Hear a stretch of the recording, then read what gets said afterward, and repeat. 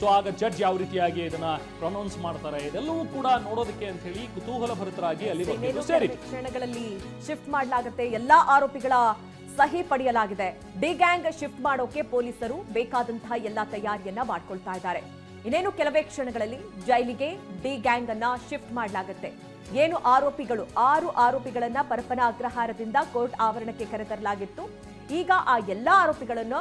back to the pavilion ಅನ್ನೋ ರೀತಿಯಲ್ಲಿ ಮತ್ತೆ ಜೈಲಿಗೆ ವಾಪಸ್ ಕಳುಹಿಸಲಾಗುತ್ತೆ ಮತ್ತೆ ಈ ರೀತಿಯ ಯಾವ ರೀತಿ ರೊಟೀನ್ ಇತ್ತು ಜೈಲಿನಲ್ಲಿ ಅದೇ ರೊಟೀನ್ ಕಂಟಿನ್ಯೂ ಆಗುತ್ತೆ ನವೆಂಬರ್ 10ರವರೆಗೆ ಅದಾದ ನಂತರದಲ್ಲಿ ಒಂದು ಡೇಟ್ ಫಿಕ್ಸ್ ಆಗುತ್ತೆ ಅಲ್ಲಿವರೆಗೂ ಕೂಡ ಅವ್ರಿಗೇನು ಬದಲಾವಣೆ ಅಂತೂ ಇರೋದಿಲ್ಲ ಪರಪ್ಪನ ಅಗ್ರಹಾರದಲ್ಲಿ ಈಗ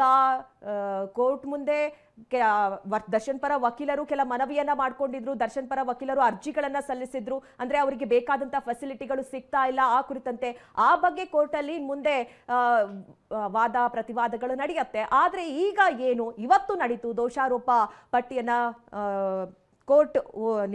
ನಿಗದಿಪಡಿಸಿದಂತ ರೀತಿಯಲ್ಲಿ ಓದಾಯಿತು ಅದೆಲ್ಲವೂ ಕೂಡ ನಿರಾಕರಣೆ ಆಯಿತು ಈ ಮುಂದಿನ ಪ್ರೋಸೆಸ್ಗಳು ನವೆಂಬರ್ 10ಕ್ಕೆ ಮುಂದೂಡಲಾಗಿದೆ ಈಗ ಕೋರ್ಟ್ ನವೆಂಬರ್ 10ಕ್ಕೆ ಯಾವ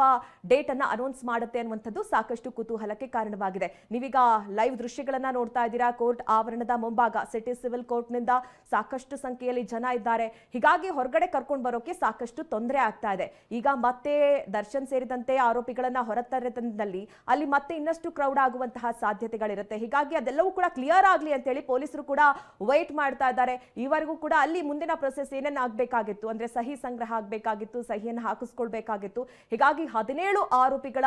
ಸಹಿಯನ್ನ ಈಗ ಬೆಂಚ್ ಕ್ಲರ್ಕ್ ಪಡೆದುಕೊಂಡಿದ್ದಾರೆ ಎಲ್ಲಾ ಆರೋಪಿಗಳ ಸಹಿ ಕೂಡ ಹಾಕಿ ಆಗಿದೆ ಅನ್ನೋದು ಗೊತ್ತಾಗಿದೆ ಇನ್ನೇನು ಮತ್ತೆ ಪರಪ್ಪನ ಅಗ್ರಹಾರ ಜೈಲಿಗೆ ವಾಪಸ್ ಕಳುಹಿಸಬೇಕಾಗತ್ತೆ ಅದರ ತಯಾರಿ ಕೂಡ ಪೊಲೀಸರು ಮಾಡಿಕೊಂಡಿದ್ದಾರೆ ಆದ್ರೆ ಮುಂಭಾಗದ ದೃಶ್ಯಗಳನ್ನ ಲೈವ್ ದೃಶ್ಯಗಳನ್ನ ನೀವು ನೋಡ್ತಾ ಇದ್ದೀರಿ ಜನ ಇದ್ದಾರೆ ಸಾಕಷ್ಟು ಸಂಖ್ಯೆಯಲ್ಲಿ ಪೊಲೀಸರು ಅವರನ್ನ ಚದುರಿಸುವಂತಹ ಪ್ರಯತ್ನ ಕೂಡ ಮಾಡ್ತಾ ಇದ್ದಾರೆ ಆದ್ರೆ ದರ್ಶನ್ ಅವರನ್ನ ನೋಡಬೇಕು ಅನ್ನುವಂತಹ ಕಾರಣಕ್ಕಾಗಿ ದೊಡ್ಡ ಪ್ರಮಾಣದಲ್ಲಿ ಅಭಿಮಾನಿ ಬಳಗ ಬಂದು ನಿಂತಿದೆ ಒಂದ್ ಕಡೆ ದರ್ಶನ್ ಅವರು ಹೇಗಿದ್ದಾರೆ ಅನ್ನುವಂತಹ ಕುತೂಹಲ ಕೂಡ ಅಭಿಮಾನಿಗಳಿಗಿದೆ ಯಾಕೆಂದ್ರೆ ಮೊನ್ನೆ ತಾನೇ ನಾವು ನೋಡ್ತಾ ಇದ್ವಿ 10ರಿಂದ 12 kgಯಷ್ಟು ಅವರ ದೇಹ ತೂಕ ಇಳಿಕೆ ಆಗಿದೆ ಜೈಲಿನಲ್ಲಿ ಅವರ